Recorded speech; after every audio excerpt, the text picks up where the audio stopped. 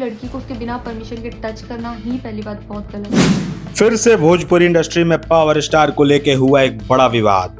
Same चीज अगर हरियाणा में हुई होती ना तो मुझे जवाब देने की ज़रूरत नहीं पड़ती, यहाँ की पब्लिक अपने आप जवाब देती। पवन सिंह जैसे सीनियर आर्टिस्ट के साथ कोलैबोरेशन भोजपुरी इंडस्ट्री में अब काम नहीं कर। बड़े विवाद में फिर से पावर स्टार फंसते हुए नजर आ रहे हैं। ये जो आप तस्वीर देख पा रहे हैं ये लखनऊ के इवेंट की तस्वीर है, जिसमें पावर स्टार किस तरीके से इस अपने को एक्ट्रेस के कमर को टच करते हुए और बेहूदगी करते हुए नजर आ रहे हैं। और इसी विवाद में पवन सिंह फिर से एक बार बहुत गंदी तरह से फंस चुके हैं। चलिए, तो इस तस्वीर में जिस तरीके से आप पावर स्टार पवन के साथ जिस लड़की को देख पा रहे हैं, ये है हरियाणा की एक्ट्रेस अंजलि राघव, जिसके साथ की छेड़खानी की तस्वीर जो है कल से सोशल मीडिया पे वायरल हो रही है। और उस विवाद में जो है पावर स्टार फिर से एक बार फंसते हुए नजर आ रहे हैं। आपको बता दें कि अंजलि राघव ने तमाम जो है बहुत बड़े बड़े आरोप लगाए हैं पावर स्टार पवन सिंह पे।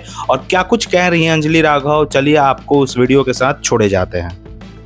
राम राम जी, मुझे आप लोगों से बहुत ज़रूरी बात करनी है क्योंकि मैं 2 दिन से बहुत ज़्यादा परेशान हूँ क्योंकि कंटिन्यू मेरे पास डीएम आ रहे हैं कि ये जो लखनऊ वाला इंसिडेंट हुआ इसमें मैंने कुछ बोला क्यों नहीं, एक्शन क्यों नहीं लिया, थप्पड़ क्यों नहीं मारा।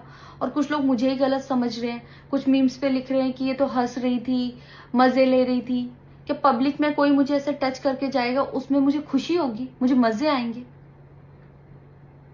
सारी बात ये थी कि जब इनका सॉन्ग के लिए मेरे पास कॉल आया तो मैंने सारी चीज़ें क्लियर कर ली थी कि इसमें ऐसा वैसा कॉस्ट्यूम तो नहीं है, कोई डबल मीनिंग लाइन तो नहीं है और इसमें ऐसा वैसा सीन तो नहीं है। और मैं शूट पर गई, शूट पे सब कुछ नॉर्मल था, मुझे कोई प्रॉब्लम नहीं हुई। जब इन्होंने मुझे लखनऊ के इवेंट के लिए बोला तो मैंने हाँ बोल दिया क्योंकि मुझे शूट पर भी कोई प्रॉब्लम नहीं हुई थी। और जब मैं लखनऊ में गई, मैं स्टेज पर थी, मैं पब्लिक से बात कर रही थी, पवन सिंह जी ने मुझे बोला कि इधर कुछ लगा हुआ है। उससे थोड़ी देर पहले ही मेरी ड्रेस वो न्यू थी, साड़ी में नीचे टैग लगा रह गया था। तो मेरे दिमाग में आया कि शायद ब्लाउज का भी टैग लटक रहा होगा। मैं हंसकर उस चीज को दबा रही थी कि अगर मेरा टैग लगा भी है तो वो चीज जिस टाइम मैं पब्लिक से माइक में बात कर रही हूँ उस टाइम ना बोल के साइड में भी बोली जा सकती है, इसलिए मैं उस चीज को उस टाइम पे दबा रही थी। मैंने हंस के टाला, अवॉइड किया और फिर दोबारा बात करने लगी। वो बोले नहीं कुछ लगा है, नहीं कुछ लगा है। तो मैंने कहा नहीं लगा, वो बोले लगा हुआ है। तो मुझे लगा कि ये तो मेरे को लग रहा था कि कुछ लगा है इसलिए ये बोल रहे हैं। और पर फिर भी मैंने हंस के वहां पे टाला, पब्लिक से अपनी बात कंप्लीट की। कंप्लीट करने के बाद जब मैं अपने टीम मेंबर से मैंने पूछा साइड में जाके कि कुछ लगा है, क्या लगा है, उन्होंने बोला कुछ भी नहीं लगा था। जब मैंने देखा मेरे सच में कुछ नहीं लगा था, तब मुझे बहुत ज्यादा बुरा लगा, गुस्सा आया और रोना भी आया।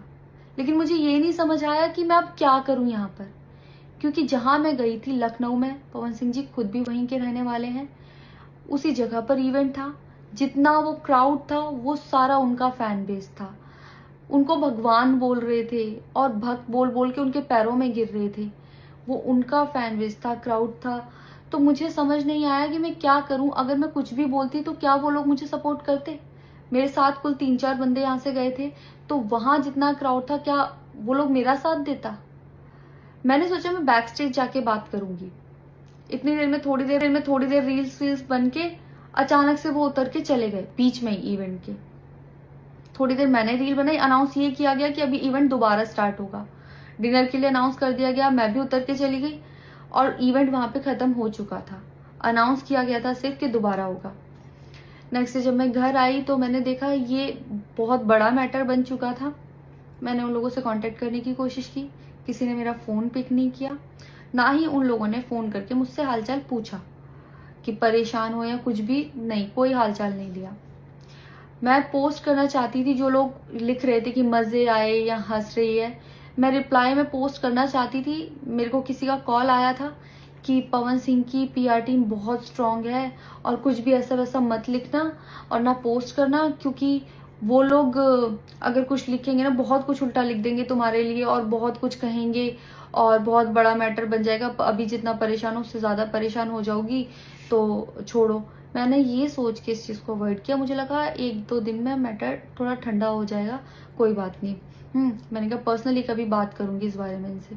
लेकिन बढ़ता जा रहा है, ऊपर से ना उनकी तरफ से कोई रिप्लाई मिला और मुझे नहीं पता कि ऐसे में मुझे क्या करना चाहिए था और क्या करना चाहिए। आप लोग मुझे बताओ, मुझे ऐसे में क्या करना चाहिए।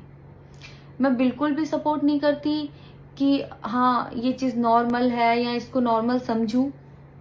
किसी भी लड़की को उसके बिना परमिशन के टच करना ही पहली बात बहुत गलत है, और फिर इस तरीके से टच करना तो हद से ज़्यादा गलत है। यही सेम चीज़ अगर हरियाणा में हुई होती ना तो मुझे जवाब देने की ज़रूरत नहीं पड़ती, यहाँ की पब्लिक अपने आप जवाब दे देती, यहाँ की ऑडियंस फुल सपोर्ट करती और जवाब देती। लेकिन मैं उनकी जगह पर थी, वो यहाँ पे नहीं थे। इससे मुझे ये लेसन मिला है कि मैं भोजपुरी इंडस्ट्री में अब काम नहीं करूँगी। आर्टिस्ट हूँ तो नई नई चीज़ें ट्राई करने का मन करता है कि ये भी ट्राई करूँ, ये भी ट्राई करूँ, ये भी ट्राई करूँ। कुछ भी अलग सा आता है तो करने का मन करता है कि कुछ अलग होगा, कुछ नया ट्राई करती हूँ। और वो भी पवन सिंह जैसे सीनियर आर्टिस्ट के साथ कोलैबोरेशन थी तो हुआ कि हाँ कर लेती हूँ। होता है, अगर वो भी नहीं होते तब भी अगर कोई मेरे पास मराठी का भी प्रोजेक्ट आता तो मैं सोचती कि हाँ कुछ चेंज होगा, कुछ नया सीखने को मिलेगा, ट्राई करती हूँ। पर ये भोजपुरी में काम करने के मेरे साइड इफेक्ट थे जो मेरे साथ हुए। मैं अपने परिवार में, अपने हरियाणा में खुश हूँ, मुझे नहीं करना काम भोजपुरी में। पर आप लोग मुझे ज़रूर बताना कि इस सिचुएशन में अगर आप होते और आप वहाँ पर होते तो आप उस टाइम पर क्या करते और मेरी गलती कहाँ है। जय श्री राम।